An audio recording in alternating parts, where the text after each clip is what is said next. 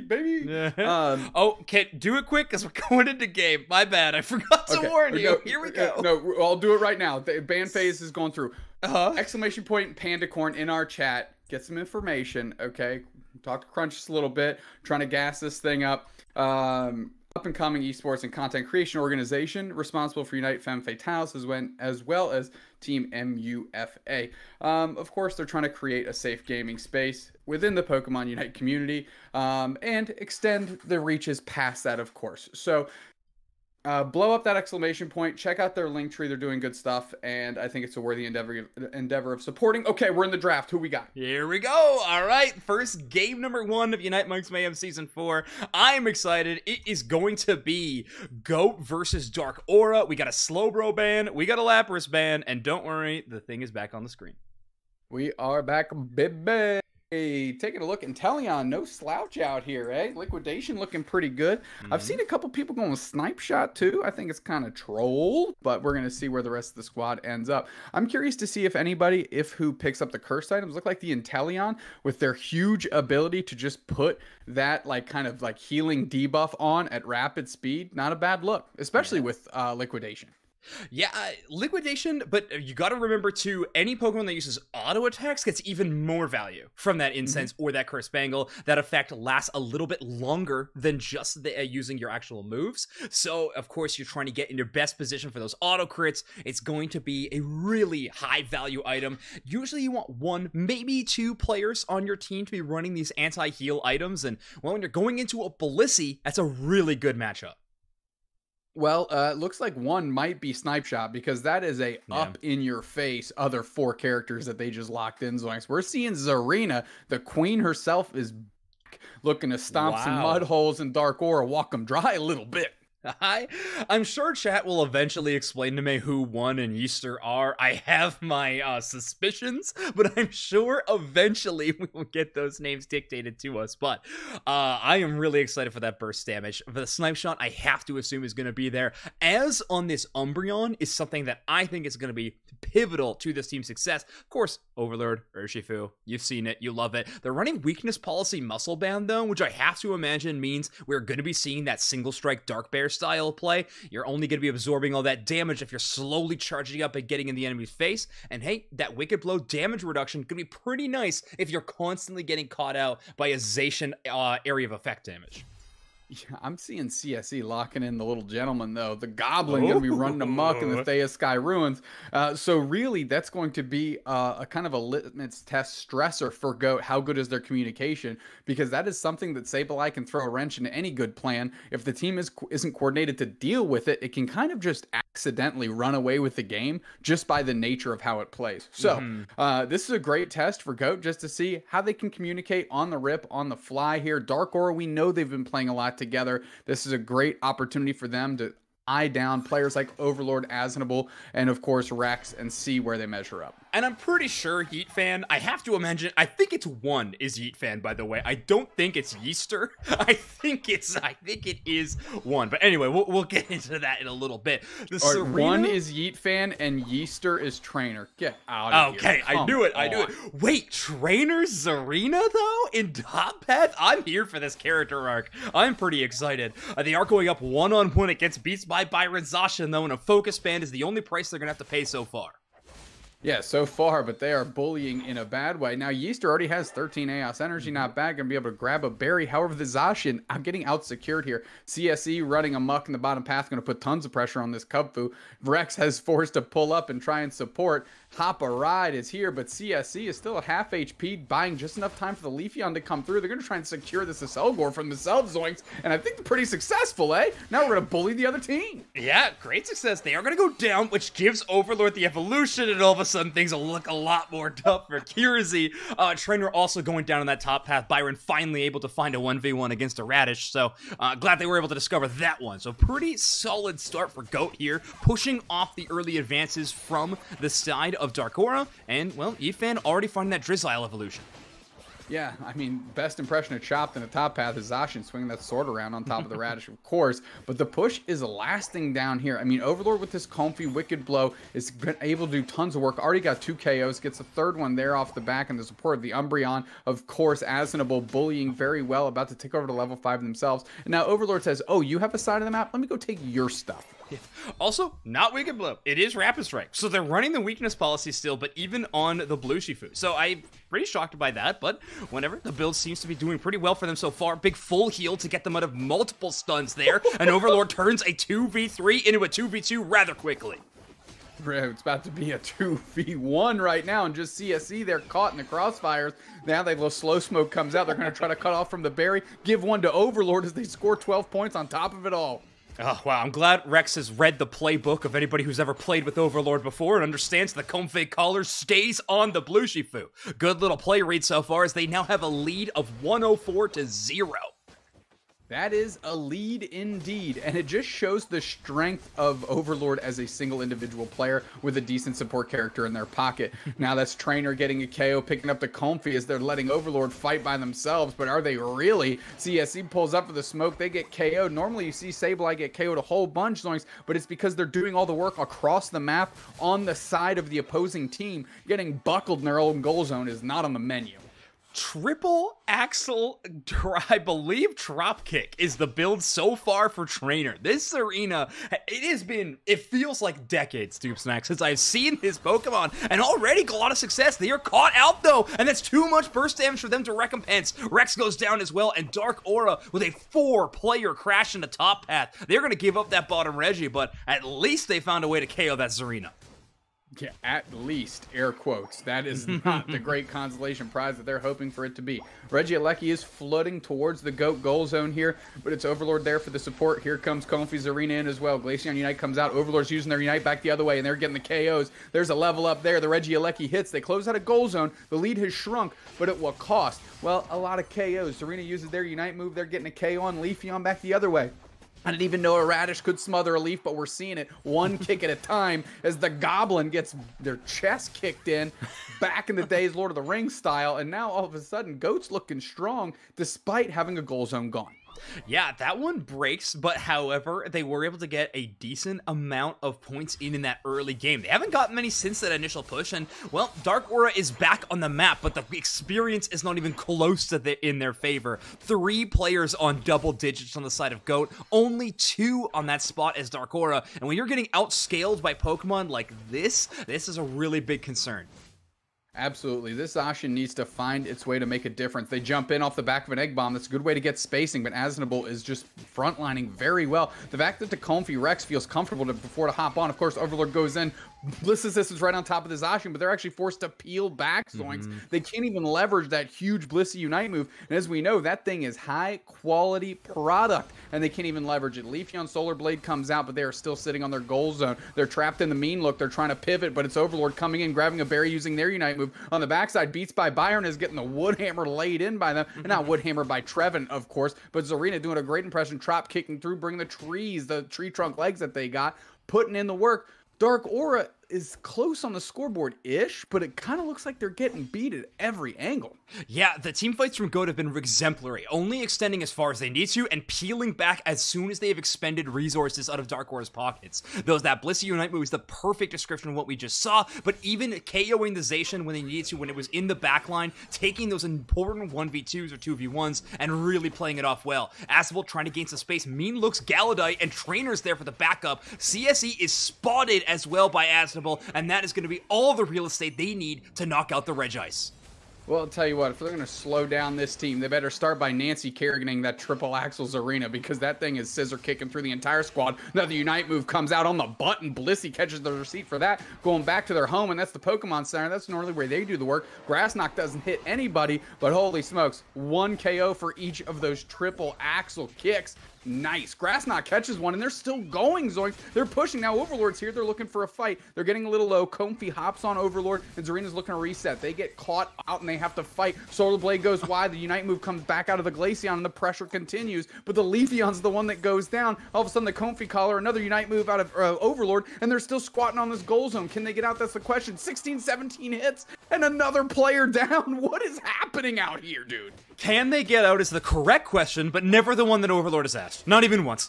It's, can I take one more KO? Can I find two? And they seem to seek it out every single time. These Grass Knots from Reckzz have been amazing, and look at that. It actually catches two, so of course the bonus damage from Grass Knot when it pulls two enemy Pokemon together is pretty huge, and you see that support core getting tied up like their shoelaces got knotted by an individual underneath a dinner table. Amazing little spot there by Reckzz.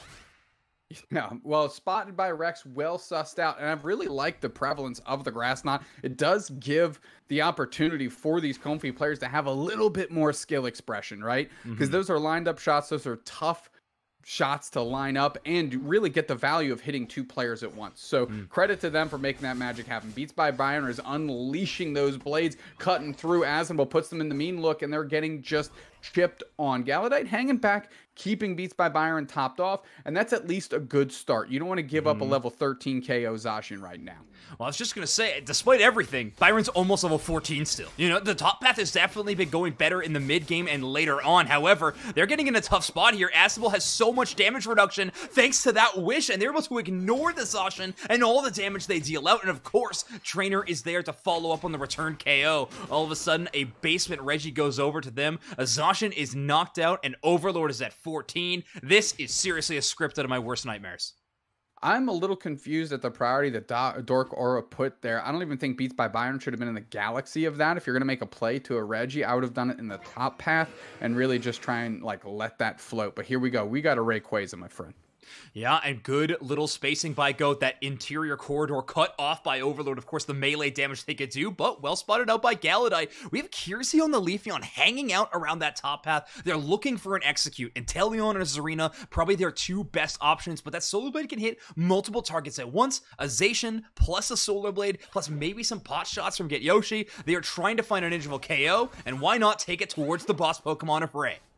Yeah, I mean, once they sussed out Overlord, they float away from Overlord, but Overlord's on the hunt. They're coming in. Solar Blade gets buckled, and they're leading in tons of damage. Zarina Unite eats one. They're following up. Bliss Assistance is back out, but the damage is raining in all of his Zacian, and it catches all 19 of those hits from Overlord. 3 players down, make it gonna be 4 here. CSC is not long for this world as the Inteleon finally gets in on the action. They're gonna try and push the pressure on and try and get these liquidations raining in on top of Glaceon, but the rest of the team pivots on this Rayquaza. It is a half HP, and it's just the Glaceon that can come in and make a play right now. Blissey maybe with an Egg Bomb, but it's gonna be too late. They're coming in, and it's secured, no question, by who else? Overlord, and give him a KO on top of that. The Inteleon coming alive in the last moments of this, and I'll tell you what, Goat looking greatest of all time, real easy in this. Oh my word, yeah, their title holders of GOAT may be well awarded. They are dominating so far in our match. And of course, this is our first game of Season 4 of the Unite Mike's Mayhem. Feels like a pretty exemplary way to start things off. Only 30 seconds remaining in our match, and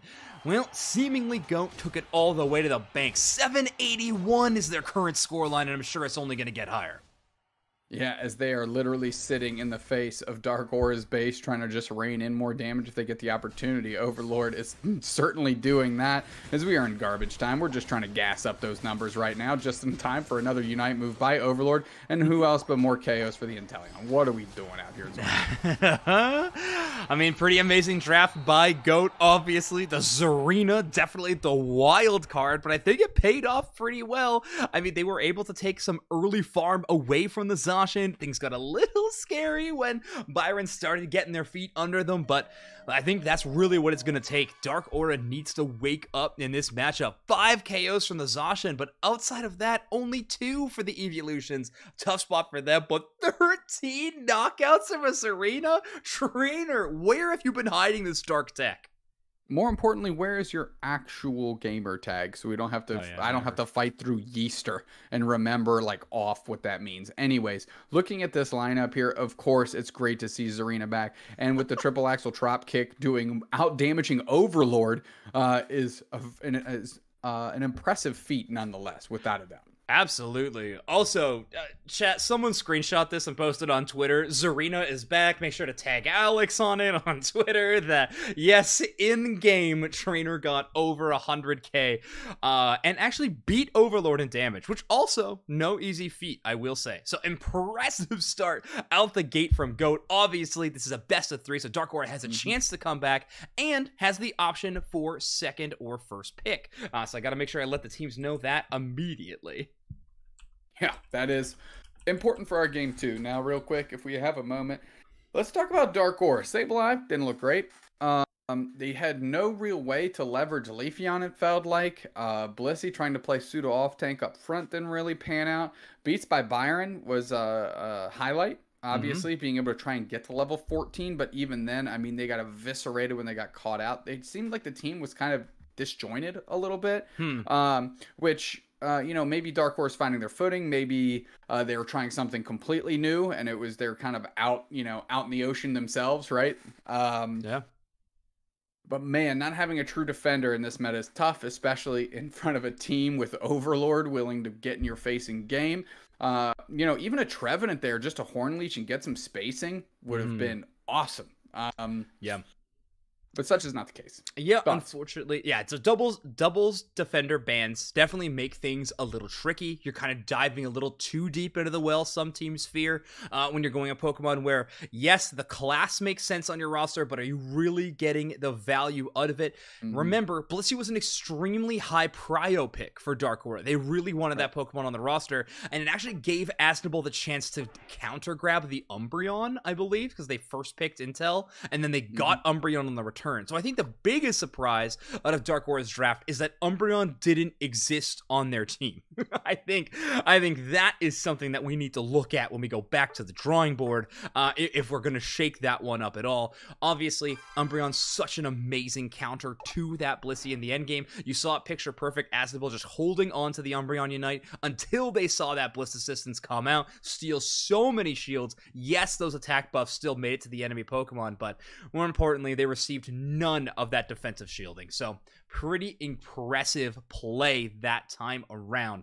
And I do have word, it is Dark Aura going to be taking that first draft position this time around. Okay. I would not be shocked to see identical bans headed into our next game. I don't think Lapras or Slowbro will be available for play. The question is, what does Dark Aura want to grab first and foremost? It could be that Zacian. Obviously, Byron really likes that Pokemon. There are some comfortable Zacian players on the side of GOAT as well. It might be a good Pokemon to first pick. However, the Centellion has just proved its worth. I feel like tournament after tournament at this point feels wrong to not first pick that Pokemon. It's really good. It's really good. What Dark Aura, I'm not concerned what Dark Aura is going for first. What I'm concerned is what Dark Aura goes for next.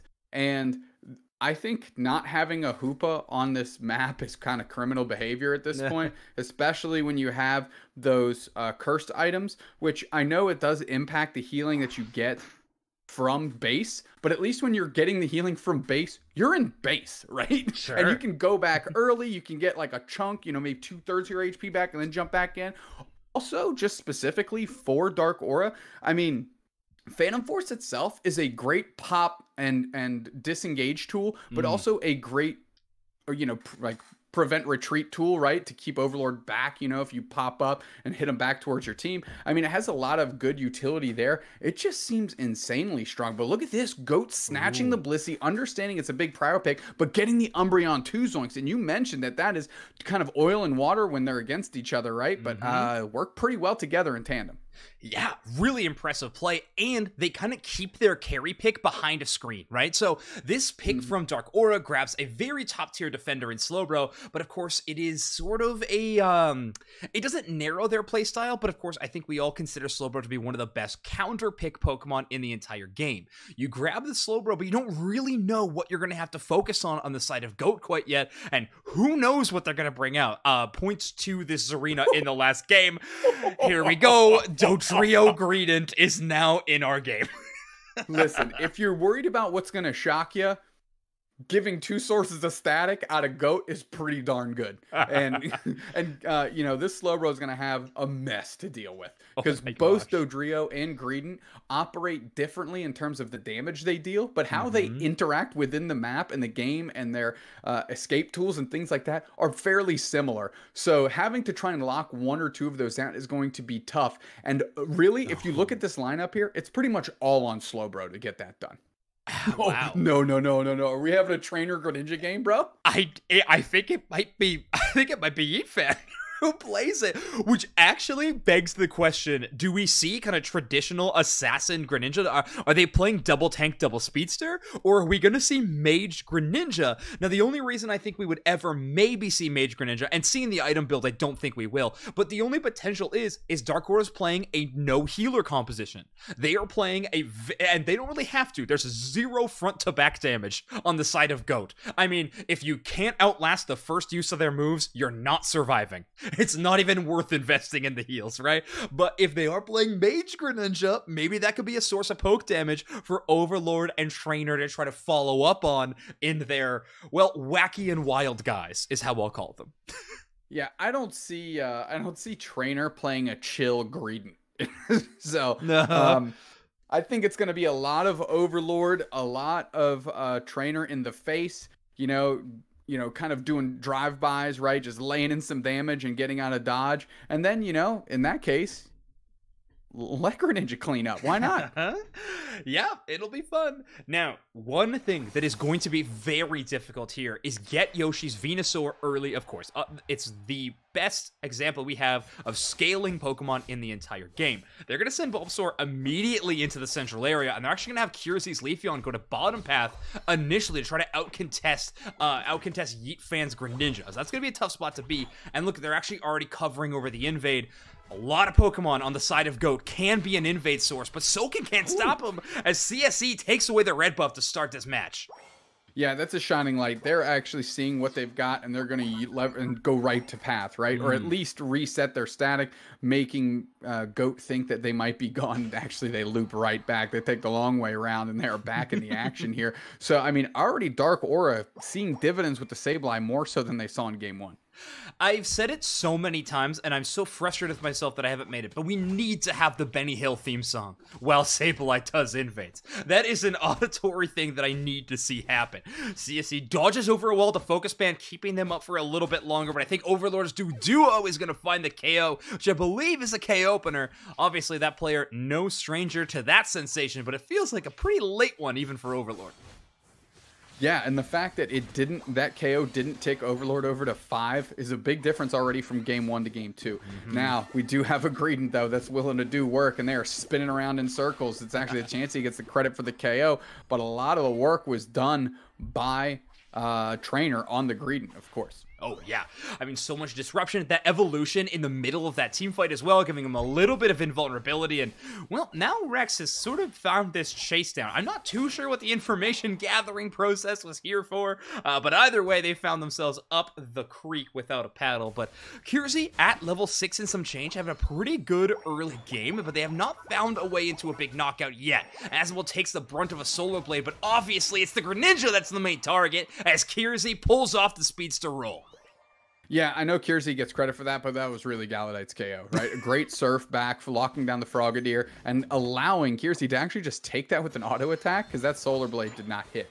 Anyways, that was a good look by Galladite and a great follow-up by Kirzi to make sure that they are getting the correct KO there because Umbreon was not the prize. You mentioned it. It was the Frogadier. Chat, you see the Slowbro bias I have to deal with? It's unbelievable.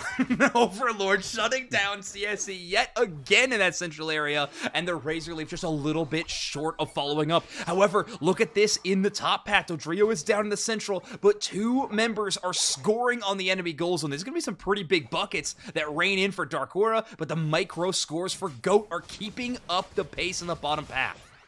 Nice little surf to split the damage here, and Solar Blade secures the big bird for Kirzi. Great experience boost for them. Mean Look is there, checking that bush with the Solar Blade, of course, great. We're getting good positioning out of Dark Aura close to the 7-minute mark. Now, BeatsByByren is responsible for this goal zone. It looks like they're just leaving them up there by their lonesomes. They're getting crashed on by 3 players. CSE is peeling up to help, but ultimately Dark Aura has an opportunity to take this objective off the map, but they need to commit to it. look where Yeatfan is, though. They are Greninja scoring behind them, and they're ready to roll in. I'm looking at, they're not quite level 9 yet, of course, so no Unite move, but this Reckzz has to be taken by Dark Aura if they're going to mitigate some of this. They are. They take it, but the rest of GOAT peels to score, and now they're putting static on CSE as they're trying to defend their own central area. Oh my word. That is a very stacked up Greninja currently. They have to be at least 5 stacks of their attack weight at the moment. So much burst damage coming through from that Greninja, and the surf damage is so much. However, GetYoshi has hit 9. So this Venusaur is ready to contest. I wouldn't be surprised if we see a Unite move right here to take out this tandem of Overlord and Aznable. Double Unite move changes up the game though, as Overlord absolutely strikes and takes a double knockout. That is a mean blender to be put in, and that is enabled again by the mean look. I mean, Ninja's defenders are doing what they can to keep their teams in this. Big Unite move doesn't hit its mark, but we're going to use the follow-up and the shields that we get to rain in some damage on this Slowbro. Barry goes over to the Umbreon. Here comes BeatsByByren. They try to use that big sword to cut it around and trying to get a KO, and they do find one, but that's Aznable on the Umbreon. Again, not necessarily the target they want. Peeling back is Reckzz. They're going to try and defend this goal zone. Buy enough time for Overlord to engage, and engage did they. Bliss Assistance hits right on time as well, so they have an opportunity to go in. You know Overlord loves to do that, and of course here comes Trainer as well, just gonna start coughing all over the Zacian, giving them a little halitosis action, maybe a little COVID, who knows at this point. Zoinks, it's wild out here in the Thea Sky Ruins, and it's really GOAT running roughshod all over Dark Aura. Oh, I mean, they are finding so many avenues to just put the pressure on that I don't think Dark Aura really expects. They think they have a great split push, they think they have intel on one side of the map, but a Greninja and a Greedent and a Dodrio, they can move, and they are charging to the opposite side of the map and taking these really scrappy team fights again and again. I feel like Dark Aura has yet to win a team fight that really felt like a even honest one back and forth the other way. Kirzi loses half their HP to a couple of belches, and well, Byron finally starts working on this Regieleki. Yeah, I mean, a big issue with me here is Byron was leading the levels on Dark Aura at this point in the game last time, and now they find themselves at the lowest level of the attackers here, only outpacing the support and the defender. So, not exactly where they want to be, and I understand there was a focus on this Venusaur, but they actually need to get both of these characters powered up if they want to have any sort of chance, because this level lead is sliding in the favor of GOAT, and I know it's just the Dodrio on 12, but it's making a difference here. Yeah. Dodrio passive absolutely popping off there for Overlord, able to get just one small score in, but Aznable wants to hit the go button right now. Unite moves lands on 2, and Trainer's going to find the first knockout onto CSE. They're pushing this goal zone. They're trying to score this one. A big Unite move catches 2. Where's the follow-up? Can they find it? Leafeon actually taking out Aznable, doing a pretty good job defending here, as now Trainer's getting low and the chase is on. Nice eject over the wall, and they're going to use their auto attacks. Meanwhile, the water type takes out the grass type on the pad, and they're still trying to get those points in. But look how low Yeatfan is. They are so low. If they escape on that sliver of health, that is a crime, and they do.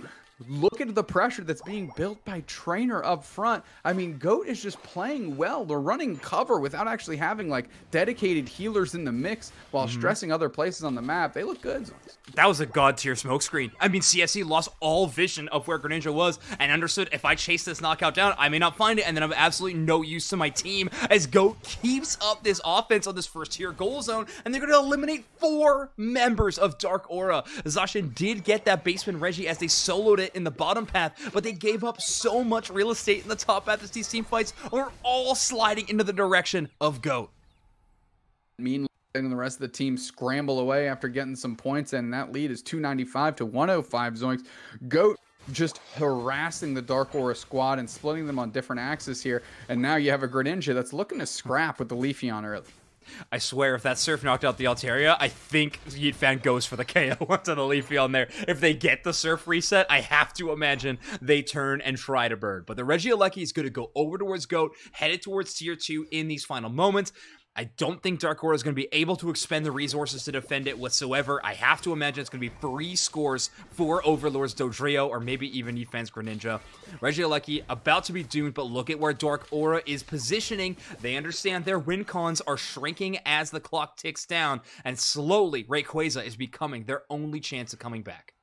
Unfortunately, they were able to close out that Regieleki very quickly, so Dark Aura would have actually loved that thing to be taken right at the 2-minute mark so they could rip Rayquaza off the map and not give GOAT a chance to pivot, but they are there ready to fight. Yeah, well read by Goat as well. Aznable comes in for a little bit of information and spots at least one or two of them in that tall grass. And there we go. The Rayquaza starting to become the main object. A great little Unite move by Aznable stuns up a couple of members as a huge team fight engages around the Rayquaza. Is this brought down to just about half HP, and Trainer starts things off in a major way, and the Ray is eliminated by Goat. And so is Dark Aura. As it turns out, the whole team is scrubbed off planet Earth, as Goat now is going to score the easy way. Those Hundo Burgers, no questions asked. They get eaten and delivered. And that's a nice little KO streak of 4 for the Greninja. Well, looks like Goat are going to be starting off Unite Mike's Mayhem Season 4 in a pretty fabulous way with a incredible win against this Dark Aura squad. I mean, 753, and the scoreline's only going to get bigger. Dark Aura is trying to mount what defense they can in this final minute of the game. What a showing from this Goat squad. Yeah, you look at their draft, and you can see how it was looking to stress the map. It was with speed and really being able to kind of outmaneuver Dark Aura. They were able to do that. Dark Aura had to commit so many resources and time to getting this Venusaur up and going that really Goat didn't have to. Yes, they had a Greninja, but they didn't have to expend the resources because they were battling on different axes, right? Like the Greninja just survived on the scraps, and then, you know, KO here or there, and it was totally fine, ready to go. Dark Aura, on the other hand, really couldn't find their footing because they're babysitting this Venusaur the whole time. Yeah, I think they thought the Venusaur was going to be the answer to a few of these speedsters, you know, have the bulk to self-sustain through some of their big splash damages and kind of count on Leafeon plus Venusaur for these big explosive moments, but well, the problem with having so many of your strategies depend on these late game heroics is the path to getting there is not always easy. Amazing early game from Goat and the squad to hold down Dark Aura as they win this match 2-0 in what felt like a very, very fast game, our match number 1. Yeah, that was... You know, I will say Dark Aura's first 4 minutes this game were better than in game 1. I think the back end just slid way harder. You know, you take a look, they did find a little bit more success on the offensive front. Kirzi, 5 KOs. Yoshi was in the mix, 4 KOs. BeatsByByren, 2 there. But they really need to get Beats and Yoshi up, scaled up, ready to fight earlier. And it just didn't materialize that way. Yeah, unfortunately, a few team fights I think could have slid the direction of Dark Aura, but just a little bit of miscommunication. It felt like the target priority wasn't always all focused on the same enemy at the same time, and well, it's tough to do so when you have a Dodrio going one way, a Greedent going the other, and then of course a Greninja hurling in a giant burst shuriken from up above. A lot of angles covered by Goat, and well, they found a new one, and that is heading towards our winners finals later tonight up against their upcoming opponents, who is going to be either God Squad or the Unite Championship Series Season 3 winners. Gonna be quite a mouthful that we have to deal with that one. I cannot wait, and I know you can't either. Please don't go anywhere. We're jumping to a very short break, and we'll be back with more Unite Mike's Mayhem action right after this.